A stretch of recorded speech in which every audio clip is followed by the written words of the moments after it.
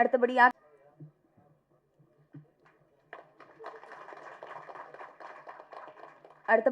சிறப்பு விருந்து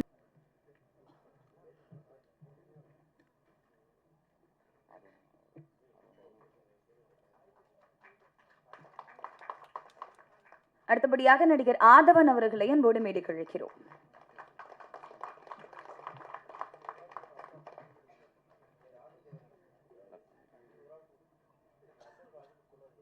அடுத்தபடியாக நடிகர் பிளாக் பாண்டி அவர்களை அன்போடு மேடைக்கு அழைக்கிறோம்.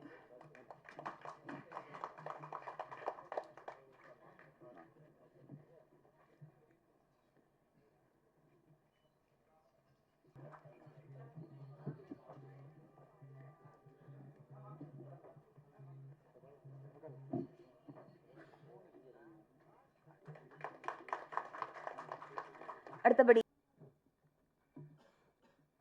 எல்லாருக்கும் வணக்கம். ஸோ இஎம்ஐ படம் பற்றி சொல்லணுன்னா வந்துட்டு ஒரு அழகான ஒரு கிருஷ்ணகிரியில் தான் ஃபுல்லாக நாங்கள் ஷூட் பண்ணியிருந்தோம். ஸோ கொரியோகிராஃபர் சார் சொன்ன மாதிரி இஎம்ஐ வந்து நிறைய பேர் அதோட பாசிட்டிவ்ஸும் அனுபவிச்சிருப்பீங்க, நெகட்டிவ்ஸும் அனுபவிச்சிருப்பீங்க.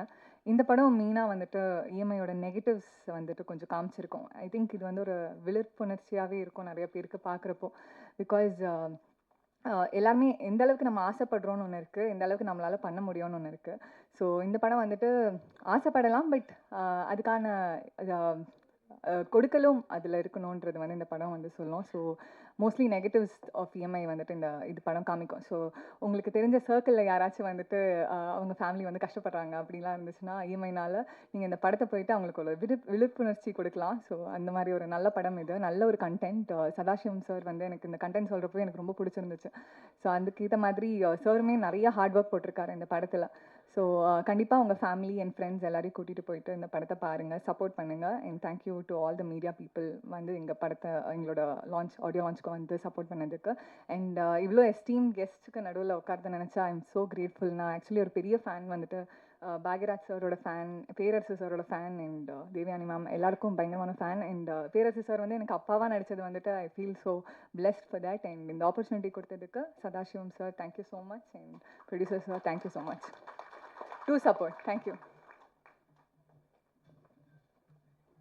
Thank you ma'am. அடுத்தபடியாக 90s கிட்ஸ் எல்லாருக்குமே ரொம்ப ஃபேவரட்டான காமெடி நாவும் நடிச்சு படத்தோட ரிலீஸ்க்காக வெயிட் பண்ணிட்டு இருக்கக்கூடிய இஎம்ஐ படத்தின் இயக்குனரும் கதையின் நாயகனுமான சதாசிவம் சின்னராஜ் அவர்களை அன்போடு பேச அழைக்கிறோம்.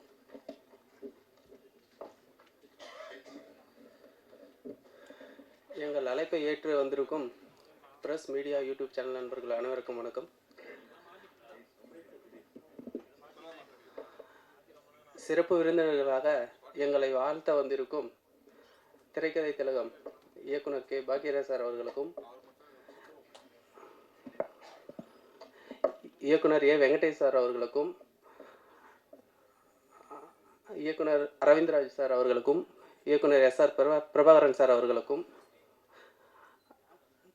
என்னுடைய மதிப்புமிக்க ஆசான் இயக்குனர் பேரரசு சார் அவர்களுக்கும் எனது நன்றியை தெரிவித்துக் கொள்கிறேன். அதுக்கு மேலே என்னுடைய டெக்னீஷியன் அனைவருக்கும் என்னுடைய நன்றியை தெரிவிச்சுக்கிறேன். சார் சொன்ன மாதிரி நான் இந்த இஎம்ஐ கான்செப்ட் ஏன் செலக்ட் பண்ணேன்னா, சார் தான் சொன்னார், பேரரசு சார், சார் அப்படி பண்ணும்போது நீயே ட்ரை பண்ண வேண்டியதானே அப்படின்னு. நம்ம ப்ரொடியூசரும் என்னது நண்பன் அவரும் அதே தான் சொன்னார், நீயே பண்ணுப்பா ஏன்பா அப்படின்னு. இல்லைப்பா அது சரி வராது பார்க்கலாம் அப்படிங்கும்போது, இல்லை நீ எதுவும் ஃபீல் பண்ணாது, தைரியமாக நீ பண்ணு அப்படின்னு சொல்லி சப்போர்ட் பண்ணார். அதுக்கப்புறம் தான் சரி ஓகே நம்மளே பண்ணிடலாம் அப்படின்னு சொல்லிட்டு பண்ணது தான் பண்ணேன். இது எதர்ச்சியாக நடந்தது தான், நான் நடிக்கணும்னு சொல்லி இது பண்ணல. இல்லை தேவயானி மேம் சொல்ல மறந்துட்டேன், தேனப்பன் சாரும் சொல்ல மறந்துட்டேன், சொன்னேன்னா இல்லையான்னு தெரியல, ஏன்னா ஒரு இதாக இருக்குது. Sorry ma'am. நாங்கள்லாம் அப்போவே உங்களை பார்த்து ரசிச்சுட்டு இருந்தோம், எங்கள் ஃபேமிலியே உங்களுக்கு ஃபேன். எழுதலாம், ஆனா திரைக்கதை எழுதுறது அப்படிங்கிறது ஒரு தனி கலை அப்படின்னு சொல்லுவாங்க. அந்த வகையில இவர் அதுல தாமா ஸ்பெஷலிஸ்டே. திரைக்கதை திலகம் இயக்குனர் திரு கே பாக்யராஜ் அவர்களை அன்போடு பேச அழைக்கிறோம்.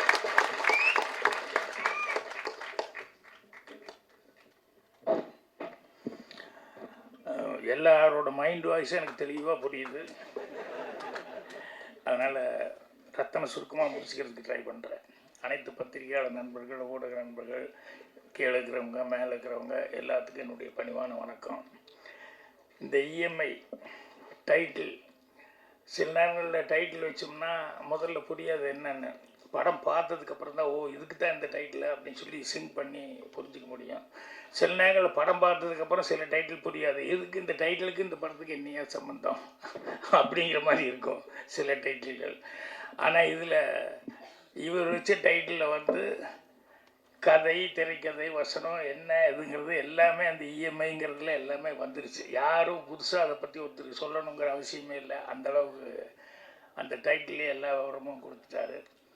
ஸோ இந்த ப்ரொடியூசர் நான் ரொம்ப நாளைக்கு அப்புறம் இந்த மல்லையன் அப்படிங்கிறத பேர் கேள்விப்படுறேன். என்னென்னா 50 வருஷத்துக்கு முன்னால் எங்கள் ஊரில் கோதாப்பட்டி வச்சுருந்தார் ஒரு மாஸ்டர், மலையன் மாஸ்டர்னு சொல்லி. அவர்கிட்ட வந்து பழகிறதுக்காக போன எங்கள் வீட்டில் தடி எடுத்துகிட்டு வந்துட்டாங்க. இதெல்லாம் நீ செய்கிற வேலையாடா அப்படிங்கிற மாதிரி சொல்லி. ஸோ அந்த பேர் இன்றைக்கி வந்து அவருக்கு வந்து முதல்ல நன்றி தெரிவிச்சுக்கணும். என்ன அப்படின்னா, ஒரு டைரக்ட் பண்ணுற வரையே ஹீரோவாக நடிக்கிறதுக்கு முதல்ல அக்செப்ட் பண்ணி அவருக்கு அந்த வாய்ப்பு கொடுத்ததுக்கு அவருக்கு, ஏன்னா அவர் அந்த நன்றியை வந்து எப்படி தெரிவிக்கணும்னு தெரியல, அவர் கண்ணு கலங்கிடுச்சு. ஸோ அந்தளவுக்கு அவருக்கு நன்றி. அதே மாதிரி ஒருத்தர் அழகாக சொன்னாங்க, அரவிந்த் ராஜன் சொன்னான்னு நினைக்கிறேன், இஎம்ஐ யாருக்கும் வைக்கல நினைக்கிறேன் ப்ரொடியூசர். அந்த அளவுக்கு டெக்னீஷியனுக்கு எல்லாத்தையும் வந்து அரவணைப்போட எல்லாத்தையும் செட்டில் பண்ணி இது பண்ணியிருக்காரு. அதுக்காகவும் இவர் இவ்வளோ சிரமப்பட்டதை டிஸ்ட்ரிபியூட் பண்ணுறவரும் இங்கே வந்திருக்காரு இல்லை, அவருக்கும் என்னுடைய மனமார்ந்த நன்றி வந்து தெரிவிச்சுக்கிறேன். இந்த பொண்ணை பற்றி தெரிஞ்சுக்கன்னா ஆத்தங்கரைக்கு போயிடலன்னா கிணத்து மேட்டில் குளத்து மேட்டில் போய் பாரு, பொண்ணை பற்றி தெரியும் அப்படிம்பாங்க. அந்த மாதிரி வந்து சினிமாவில் வந்து யாராவது புதுசாக டைரக்ட் பண்ண வர்றாங்க அப்படின்னு சொன்னோம்னா அவங்க எங்கடா வேலை பார்த்தாங்க அப்படிங்கிற மாதிரி சொல்லி அவங்கள வச்சு தான் இவங்க எப்படி என்னங்கிறதுலாம் தெரிஞ்சுக்க முடியும்னு சொல்லுவாங்க. அந்த மாதிரி சதாசிவம் சின்னராஜ் அவர்கள் வந்து எங்கே வேலை பார்த்தாரு என்ன அப்படின்னு சொல்லி விசாரிக்கும்போது, அப்புறம் முதல்ல அவர் வந்து திருமலைக்கிட்ட வேலை பார்த்தாரு, அதுக்கப்புறம் கடைசியில் வந்து பேரரசுக்கிட்ட வந்து வேலை பார்த்தாரு அப்படின்னு சொல்லி சொன்னாங்க. ஸோ முதல்ல வந்து இந்த படத்தினுடைய இசை வெளியீட்டு விழா அப்படிங்கிறதுனால வந்து இந்த பிச்சை கோடீஸ்வரர் ஆகணும், அவர் அந்த அளவுக்கு பாட்டு போட்டிருக்காரு, நல்லா மெலடியும் நல்லா போட்டிருக்காரு. அதே மாதிரி அவருடைய அஸ்கு பிஸ்குன்னு சொல்லி ரிஸ்க் எனக்கு ரஸ்க்கு அந்த பாட்டு, அதையும் 6/8 பாட்டும் ரொம்ப நல்லா போட்டிருக்காரு. அதனால் சாங்ஸை பொறுத்த வரைக்கும் சோட போகாத அளவுக்கு பண்ணியிருக்காரு. மற்ற டெக்னீஷியன் எல்லாருமே ரொம்ப சிறப்பாக வந்ததில் பணியாற்றிருக்காங்க. எல்லாத்துக்கும் என்னுடைய வாழ்த்துக்களை வந்து முதல்ல தெரிவிச்சுக்கிறேன். பேரரசு அவர்கள் வந்து நிறைய விஷயங்கள் என்னை பற்றி என் படங்களை பார்த்து அதெல்லாம் பார்த்து பண்ணுவேன் அப்படின்னு சொல்லி அப்பப்போ மனைவி இவங்கெல்லாம் வந்து சொல்லுவாங்க. ஸோ அவர் வந்து படங்களில் வந்து அவர் எங்கடா வேலை பார்த்தாரு அப்படின்னு சொல்லி பார்த்தோம்னா, அவர் பார்த்ததுக்கும் அவர் பண்ண படங்களுக்கும் பார்த்தோம்னா அது ரொம்ப வித்தியாசமாக தான் இருக்கும். ஏன்னா ராமநாராயண் சார்கிட்ட ஒர்க் பண்ணியிருக்காரு. அவர் மனுஷன் நம்புறதை விட நாய், பூனை, புலி இந்த மாதிரி வந்து இதை நம்பினா பெட்டர் அப்படிங்கிற மாதிரி நிறைய படம், அதில் வந்து ஆடு எண்ணு அந்த மாதிரி அவர் இது பண்ணவர். அதுக்கப்புறம் தரணிக்கிட்டையும் வேலை பார்த்துருக்காரு. ஆனால் இவர் ரெண்டும் இல்லாமல் இவர் ஒரு டைப்பில் வந்து இவருடைய படங்கள் இருந்தது. அது வந்து அவருடைய படங்களில் வந்து பெரும்பாலும் அந்த தங்கச்சி சென்டிமெண்ட்டு மிஸ் ஆகாமல் இருந்திருக்கும், அம்மா சென்டிமெண்ட்டு, அண்ணன் தம்பிங்கிறது. அதுக்கப்புறம் தப்பு பண்ணுறவன் வந்து தண்டனைக்கு உள்ளாகணும், தப்பு பண்ணுறவன் திருந்தணும் அப்படிங்கிற மாதிரி எல்லாமே ஒரு நெகட்டிவ் இல்லாமல் பாசிட்டிவான படங்களை தான் அவர் எல்லாமே பண்ணியிருக்காரு. அதே மாதிரி அவருடைய டைலாக்ஸோட அது எனக்கு சொன்னாங்க, இந்த மாதிரி இந்த திருப்பாச்சி டைட்டில் எப்படி வந்தது அப்படிங்கிறது, சொல்லி அடித்தா கில்லி, சொல்லாமல் அடித்தா திருப்பாச்சி அப்படிங்கிறத விஜய் வந்து இது நீங்களே பேசுங்க நல்லா இருக்கும் பேரரசு அப்படிங்கிற மாதிரி சொல்லி அவர் அந்த இது பண்ணார் அப்படிம்பாங்க. அதே மாதிரி பாடல்கள் எல்லாம் அவர் அங்கங்கே வந்துக்கிட்டு இருப்பார். தேவர் புலிஸ்லாம் எம்ஜிஆர் படமாக இருக்கும், பாட்டாக இருக்கும். யார் சரோஜி தேவியும் எம்ஜிஆர் பாட்டு இருப்பாங்க. திடீர்னு தேவர் அப்படி ஒரு வக்கீல் போகிற அப்படி நீக்கிட்டு அப்படி வருவார். ஒவ்வொரு படத்துலேயும் அந்த பாட்டை பாடல அப்படி டப்புன்னு எங்காவது ஒரு மரம் விழுந்து அப்படி எட்டி பார்ப்பார். தேவர்கிட்ட கேட்பாங்க, என்னென்ன அவர் டூயிட் பாடிட்டுக்க, நீங்கள் நடுவில் வந்து இதில் வந்து இப்படி டப்புன்னு டயன்னு கையில் கத்தியோடு வந்து நிற்கிறீங்க. அவன் தம் அடிக்க எந்திரிச்சு போயிடுவான், வேறு எதுக்காக எந்திரிச்சு போவானுங்க. நான் அப்படி ஒரு என்ட்ரி கொடுத்து கத்தியோடு இருந்தேன்னா பாட்டு முடிவுக்குள்ளே எதாவது பண்ணாலும் பண்ணிடுவாருன்னு சொல்லி அவனும் வெளியே போக மாட்டேன்டா அப்படின்னு. அந்த மாதிரி அவர் சில டெக்னிக்கில் அவர் அப்படி அந்த மாதிரி இவரும் படத்தில் அங்கங்கே முக்கியமான இடத்துல வந்துட்டு இருந்தார். அதுக்கப்புறம் அவரே ஹீரோவாகவும் நடித்தார். அப்புறம் பாட்டு எழுதினார். ஆத்தாடி அந்த பாட்டு தானே, ஆத்தாடி அம்மாடி ஆத்தாடின்னு, அது மிகப்பெரிய ஹிட்டாச்சு. ஸோ இப்படி தொடர்ந்து வந்து அவர் வந்து பல ஹிட்டுகளை கொடுத்தாரு. அவர்கிட்ட இருந்து வந்தவர் இவர் வந்து அவர் எப்படி கொஞ்சம் டிஃப்ரெண்ட்டோ அந்த மாதிரி வந்து சதாசிவம் வந்து கண்டிப்பாக டிஃப்ரெண்ட்டாக தான் இருக்கார். என்ன காரணம் அப்படின்னு சொன்னோம்னா, இந்த ஹீரோக்களையெல்லாம் நம்பாமல் அவர் வந்து ரொம்ப நேச்சுரலாக இன்றைக்கி லைஃப்பில் என்ன இருக்குதோ அதை கதைக்களமாக எடுத்துக்கலாம்னு சொல்லிட்டு அந்த இஎம்ஐ அப்படிங்கிறத செலக்ட் பண்ணது இருக்க, அதுலேயே அவருடைய யதார்த்தம் என்னங்கிறது எனக்கு ரொம்ப புரிஞ்சுது. என்னென்னா, நான் கூட முதல்ல சினிமாவுக்கு வந்த புதுசில் வரும்போது கதை ஒன்று திங்க் பண்ணி நல்லதாக கதையை திங்க் பண்ணுவோன்னு சொல்லிட்டு ஒரு ட்ரையாங்கிள் ஃபார்முலா நிறைய சக்ஸஸ் ஆகிருக்குன்னு சொல்லிட்டு நான் ஒரு ட்ரையாங்கிள் ஃபார்முலா ஒரு கதை ஒன்று பண்ணி, நீ சிரித்தால் நான் சிரிப்பேன் அப்படின்னு சொல்லி டைட்டில்லாம் வச்சு அதை போய் எங்கேயாவது சொல்லணும் அப்படின்லாம் நினச்சிக்கிட்டு இருந்தேன். அப்புறம் அசிஸ்டன்ட் டைரக்டராக வேலை பார்த்ததுக்கப்புறம் தான் தெரிஞ்சது அது ரொம்ப குப்பை கதை அப்படிங்கிற மாதிரி. இது மாதிரி எத்தனை படங்கள் வந்திருக்கு அப்படின்னு சொல்லிட்டு அதுக்கப்புறம் நானே அதை அழிச்சிக்கிட்டேன். இது வேண்டாம், யதார்த்தமாக ஏதாவது செய்வோன்னு சொல்லி 16 வயதில் ரயில் இதெல்லாம் ஒர்க் பண்ணும்போது கூட நான் வந்து கதையை பற்றி திங்க் பண்ணேன். முதல்ல இந்த அசிஸ்டன்ட் டைரக்டராக வேலை பார்த்துருக்கோம், அதை கரெக்டாக செய்வோம் அப்படின்னு சொல்லிட்டு அது மேலே மட்டும்தான் கான்சன்ட்ரேஷனாக இருந்தேன். அதுக்கப்புறமா தான் வந்து சிவபுரோஜாக்கெல்லாம் முடிஞ்சு டைரக்ஷன் பண்ணலாம் அப்படின்னு சொல்லும்போது லைஃப்பில் நமக்கு என்ன பாதிப்பு என்ன நடந்திருக்கு அப்படின்னு சொல்லிட்டு அதை வச்சு கதை பண்ணுவோம். பார்த்தா யார் பார்த்தாலும் அடே இது நம்ம பார்த்துருக்கோமே, நம்ம வீதியில் இப்படி இருக்க, நம்ம வீட்டுக்கு எதிர்த்தாப்புல வீட்டில் இப்படி நடந்திருக்க, நம்ம சொந்தக்காரங்களே இப்படி இருக்காங்களே அப்படின்னு சொல்லி ஐடென்டிஃபிகேஷன் இருக்கிற மாதிரி கதையை பிடிக்கணும் அப்படின்னு சொல்லி தான் அதுக்கப்புறம் சுவர்லா சித்திரங்கள் வந்து அந்த மாதிரி கதையை வந்து நான் முதல்ல செலக்ட் பண்ணேன். அதுக்கப்புறம் வர எனக்கு பின்னால் வர அந்த வழியில் கதை திங்க் பண்ணுறதுங்கிறது தான் கண்டிப்பாக சக்ஸஸ்ஃபுல்லாக இருக்கும் அப்படிங்கிறது வந்து எனக்கு தெளிவாக தெரிஞ்சது. வெங்கடேஷ் அவர்கள் பேசும்போது அந்த ஜோசப் அவரை பற்றி, வாசில் ஜோசப் அவரை பற்றி சொல்லிட்டு இருந்தார். அவருடைய கதைகள் எல்லாமே வந்து பார்த்தீங்கன்னு சொன்னால் அவர் டைரக்ஷன் பண்ணது, அவர் பண்ணுற கதைகள் எல்லாம் பார்த்தோம்னா டே டு டே லைஃப்பில் என்ன நடந்துட்டுருக்கோ அதை தான் கதைக்களமாக எடுத்துக்கிறாரு. அதனால தான் வந்து அங்கே ஈஸியாக வந்து அண்டர்ஸ்டாண்ட் பண்ணிக்கிறாங்க. ஸோ இங்கே பாண்டி ரொம்ப ஆதங்கப்பட்டு பேசினாப்புல, என்ன அது படமே ஓட மாட்டேங்குது, நிறையா ப்ரொடியூசர் வந்து அது டைரக்டர்ஸ் யூனியன் இப்போ இன்றைக்கி தலைவர் அவர் தான், அவரே டைரக்ட் பண்ணால் போனே கிடைக்க மாட்டேங்கிறாரு, டைரக்டருக்களே யாரும் கிடைக்க மாட்டேங்க, அவரே அப்படி பேசிட்டு போகிறாரு. அந்த மாதிரி இருக்கும்போது பாண்டி நீ ஆதங்கப்பட்டு என்ன பண்ண முடியும்? அதே மாதிரி அவர் ஆதம் அப்படி தான், நான் வருஷத்துக்கு ஒரு படம் தான் அப்படின்னு. ஆனால் ஆதம் வந்து என்னென்னா வேறு நிறைய திறமைகள் இருக்கிறதுனால அவருக்கு நடிக்கிறத விட அவருக்கு வந்து நிறையா வந்து பாடக்கூடிய திறமைகள் இருக்குது, காமெடி சென்ஸ் நல்லா இருக்குது, மெமிகிரி இதெல்லாம் இருக்குது. ஸோ அவருக்கு வந்து ஃபாரின் அந்த இது நிறையா வர்றதுனால இங்கே போய் படங்களில் புக் ஆகி இங்கே தேடிக்கிட்டு இவங்க சொன்ன மாதிரி இஎம்ஐயில் தான் பேமெண்ட்டு அப்படிங்கிற மாதிரிலாம் இல்லாமல் அவருக்கு போனால் கரெக்டாக இருக்குதுங்கிறதுனால நானே ஒரு வெளியூரில் தான், வெளிநாட்டில் அங்கே இங்கே தான், துபாயில் அங்கே இங்கே தான் நானே 2-3 தடவை சந்திக்க வேண்டி வந்தது. ஸோ அந்த மாதிரி இருக்கார். ஆனால் அவர் வந்து என்னென்னா இதையும் கான்சன்ட்ரேஷன் பண்ணி கொஞ்சம் டைம் எடுத்துக்கலாம் அப்படின்னு சொன்னோம்னா கண்டிப்பாக அவருக்குன்னு ஒரு வாய்ப்புகள் வந்து கண்டிப்பாக வரும். ஏன்னா அவருக்கு இருக்கிற டேலண்ட்டுக்கு வந்து கண்டிப்பாக வந்து நல்ல வாய்ப்புகள் வர்றதுக்கான சான்சஸ் இருக்குது. அப்புறம் எல்லாருமே இதை ஃபீல் பண்ணி சொல்லிக்கிட்டு இருந்தாங்க, என்னென்னா படம் ஓடுறதில்ல அப்படி இப்படின்ட்டு. படங்கள் வந்து கண்டிப்பாக நிச்சயமாக ஓடும். இப்போ அவர் இந்த ஜோசப் சொன்னாங்களே, பாசில் ஜோசப், அதெல்லாம் வந்து என்னென்னா நேச்சுரலாக வந்து அவங்க வந்து படம் வந்து எடுத்துகிட்டு இருக்காங்க. கதைகள் வந்து எங்கேயுமே அங்கேயும் இங்கேயும் இப்படி போய் தேடி கீடி எல்லாம் வந்து கதையை வந்து திங்க் பண்ணிட்டு இருக்கிறதில்ல.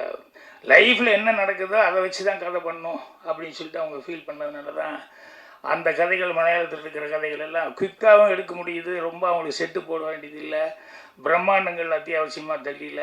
அதே மாதிரி வந்து அவங்களுக்கு வந்து கோடிக்கணக்கில் செலவு பண்ணுங்கிற அவசியம் இல்லாமல் இருக்குது.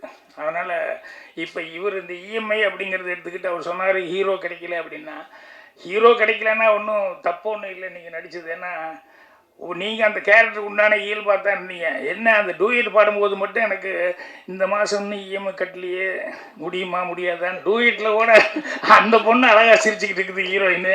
இவர்கிட்ட மட்டும் லேசாக அந்த ஃபீலிங் இருந்தது. நான் பாட்டப்போ அதுதான் கவனிச்சுக்கிட்டு இருந்தேன். சரி என்ன மாதிரி டான்ஸ் தகராறு போல் இருக்குது அப்படின்னு. அப்புறம் நல்லா யோசித்து பார்க்கும்போது அவருடைய டைட்டிலே மைண்டுக்கு வந்துடுச்சு.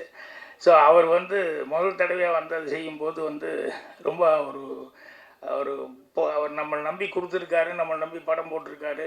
கண்டிப்பாக இதை நம்ம நல்லபடியாக சக்ஸஸ்ஃபுல்லாக செய்யணும் அப்படிங்கிற மாதிரி அந்த பொறுப்புணர்ச்சியோடு செஞ்சுருக்காரு. அதே மாதிரி அவருக்கு வந்து எல்லாருமே மியூசிக் டேரக்டர்லேருந்து கேமராமேன்லேருந்து இன்னும் ப்ரொடக்ஷன் மேனேஜரு எடிட்டர் எல்லாருமே வந்து அவருக்கு வந்து நல்லபடியாக அவர் சக்ஸஸ்ஃபுல்லாக வரணும் அப்படின்னு சொல்லி அவர் வந்து எல்லாம் ஹெல்ப் பண்ணியிருக்காங்க.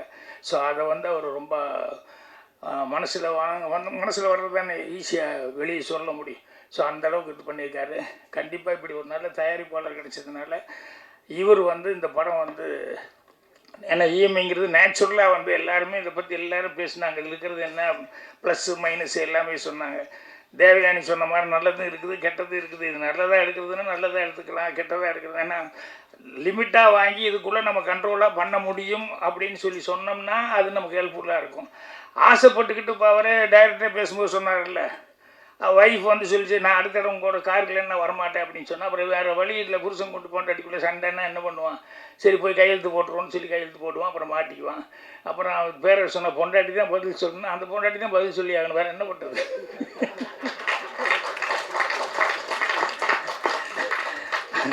அதனால் ஆபத்தும் பெண்ணாலே அழிவதும் பெண்ணாலே இப்படியெல்லாம் எந்த காலத்துன்னு தான் சொல்லி வச்சுருக்காங்க. அதனால் அவங்களுக்கு எப்பவுமே அந்த அடுத்த வீட்டு அப்படி இப்படின்னு பார்க்குறதுல சில நேரங்களில் சில பெண்களுக்கு வந்து அது வந்துடும். அதில் இந்த ஆம்பளைக்கு தான் மாட்டிக்குவாங்க, நீ ஏன் இருக்கிறிய அப்படின்னு சொல்லிட்டு. ஏன்னா அதுக்கு ஒரு பழமொழியே சொல்லி வச்சுருக்காங்க, எந்த கணவனுமே வந்து ஒய்ஃபுக்கு ஹீரோ ஆகவே முடியாது, ரொம்ப கஷ்டம் அப்படின்னு சொல்லிட்டு. என்னென்னா ஏதாவது ஒரு குறை இருந்துக்கிட்டே இருக்கும். ஈவன் நானும் அனுபவிச்சுட்டு தான் இருக்கிறேன். பாக்யராஜின்னு வெளியே பேர் எடுத்தால் கூட வீட்டில் நடக்கிறது எனக்கு தானே தெரியும், நீங்களும் அப்படிங்கிற மாதிரி பல நேரங்களில் போட்டி மகிட்ட வாங்கி கேட்டுட்டு தான் இருக்கேன் நான். அதனால் இவர் வந்து எடுத்தது வந்து கண்டிப்பாக வந்து அந்த இஎம்ஐ அப்படிங்கிறது வந்து இன்றைக்கி இருக்கிற பிரச்சனை இருக்கிறதுனால அந்த காமெடி சென்ஸோடு நீங்கள் சொல்லியிருக்கீங்களேன்னு தெரியல. ஏன்னா சீரியஸான மேட்டர்களாக தான் அங்கங்கே வந்தது. ஆனால் காமெடி சென்ஸோடையும் அது இருந்தால் பாண்டியெல்லாம் இருக்குது, அதெல்லாம் நான் கரெக்டாக யூஸ் பண்ணி இது பண்ணி தான் அவர் தான் நான் காமெடி சென்ஸுக்கு அவரையும் யூஸ் பண்ணுவீங்கன்னு நினச்சேன். அவர் என்ன திடீர்னு சீரியஸ் ஆகிட்டார். முதல்ல காமெடியாக இருந்தார், அப்புறம் நடுவில் என்ன இந்த மாதம் நீ சரியாக கட்டலேன்னு டக்குன்னு வில்லன் ஆகிட்டார். ஸோ பிரச்சனை கரெக்டான பிரச்சனை. அதனால் வந்து அந்த அது கரெக்டாக சொல்லியிருந்தால் ஜனங்களுக்கு ரொம்ப க்ளோஸாக ரொம்ப நியராக இருக்கக்கூடியது. ஜனங்க கண்டிப்பாக பார்த்துட்டு லைக் பண்ணுவாங்க. இப்போ நான் தேவயானி பற்றி நான் சொல்லலை. என்னென்னா நாளைக்கு காலையில் அந்த படம் பார்க்குறேன், அந்த கைக்குட்டை ராணி. நான் சொன்ன முதல்ல டப்பிங் இருக்குது கொஞ்சம் கஷ்டம் அப்படின்னு. ஆனால் நான் டப்பிங்காரங்கிட்ட சொல்லிட்டேன், இல்லைப்பா ஒரு லேடி வந்து அந்த பொண்ணு முதல் தடவையாக வந்து பேரரசு ரொம்ப சிறப்பாக சொல்லிட்டார். எல்லார் மனசுலையும் இருக்கிறது தான் அந்த ஹோம்லியான ஒரு ஹீரோயினாக வந்து எல்லார் மனசுலையும் பதிஞ்சவங்க. ஸோ அவங்க வந்து டைரக்ட் பண்ணுறாங்க அப்படின்னு சொல்லும்போது அவசியம் அந்த படம் பார்க்கணும் அப்படின்னு சொல்லிட்டு நான் வந்து இது பண்ணேன். ஸோ அந்த படம் பார்த்துட்டு தான் தேவயானியை பற்றி நான் சொல்லணும். ஸோ இப்போதைக்கு மீண்டும் ஒரு முறை நான் வந்து மல்லையன் அவர்களுக்கு வந்து என்னுடைய நன்றி தெரிவிச்சுக்கிறேன். அப்புறம் ரொம்ப நாளைக்கு அப்புறம் இன்றைக்கி சுத்த தமிழில் நல்லா அவங்க ஐஸ்வர்யாவா ரொம்ப அழகாக தமிழில் வந்து பேசினாங்க. ரொம்ப குளிர்ச்சியாக நம்ம கேட்குறதுக்கு ரொம்ப சந்தோஷமாக இருந்தது. ஏன்னா நடுவில் சில நேரங்களில் சில பேர் பேசும்போது என்னென்னமோ மாதிரி இருக்குது. தமிழ் படத்தில் தமிழ் இதுக்குள்ள நிகழ்ச்சியில் அந்த மாதிரி இல்லாமல் இருக்கும். அது இல்லாமல் ரொம்ப சுத்தமாக வந்து நீங்கள் பேசுனீங்க. உங்களுக்கு என்னுடைய பாராட்டுகள். எவ்வளோ நேரம் பொறுமை காட்டுறதுக்கு உங்களுக்கு எல்லாத்தோட ரொம்ப சந்தோஷமாக நன்றி நான் தெரிவிச்சுக்கிறேன். நன்றி, வணக்கம். நடுவில் கொஞ்சம் பேரெல்லாம் கோவப்பட்டாங்க. சரி பரவாயில்ல, இந்த ஃபங்க்ஷனில் கோபம் சோகம் தாகம் எல்லாமே இருக்குது தான் செய்யும் அப்படின்னு சொல்லிட்டு பேரரசு கொஞ்சம் டென்ஷன் ஆகிட்டாப்புல. ஏன்னா பேச இப்படி இது பண்ணிட்டாங்களேன்னு. ஸோ எல்லாருமே ஒரு சுமூகமாக அதை எடுத்துக்கும், யார் எதையும் பெருசாக எடுத்துக்க வேண்டாம்னு சொல்லி கேட்டுக்கிறேன். நன்றி, வணக்கம்.